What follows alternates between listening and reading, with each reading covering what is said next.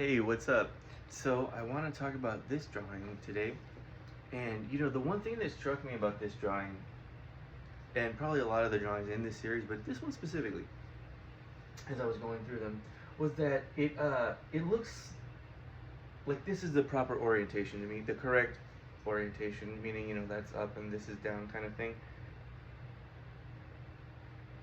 And I kind of come in and out of these, I don't know, I guess the periods of signing works and not signing works, and apparently this and probably all the other drawings from this time period are unsigned and undated, so that would help in the orientation, I think, but I don't know. So this was what I kind of came up with, but then I realized that, okay, so this is a vertical orientation, so let's see, this look like this way. So I'm thinking that it looks kind of cool this way too. Yeah, I mean, it kind of looks more like a, maybe I want to say just a typical study, almost like a typical drawing study, but it's really not, right? When you look at it, because it kind of looks more like, well, what is this, an eyeball? And is this not an eyeball, is this a reference to an eye or an iris or, any of those pupil body parts or whatever? So yeah, that's kind of cool, right? And then I think, oh, that's cool, so it works both ways. But then I think, okay, well, cool, so then it also functions like if you just turn it straight upside down, yeah? Now it becomes really interesting, and it looks interesting in the camera to me because I think the camera's mirrored in a funny way, or mirrored.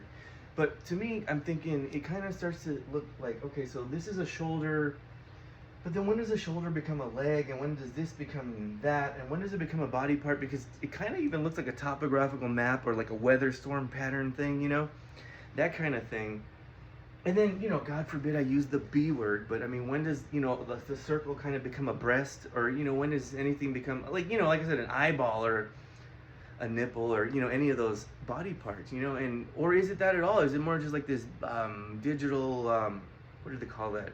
Like a projection mapping type of thing, it's just a digital thing, abstraction, or is it just purely an abstraction, which I think is interesting because I don't mean just purely an abstraction. I think that's actually the strength of the work because it shows the potential of the strength of the image, the strength of the concept, right?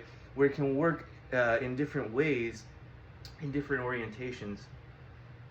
Yeah, regardless of like which is up or down, and you have to just respect that, as canon or whatever it is. So yeah, that's it. I just want to talk about that. I'll see you guys in the next video, and I'll probably talk about this again.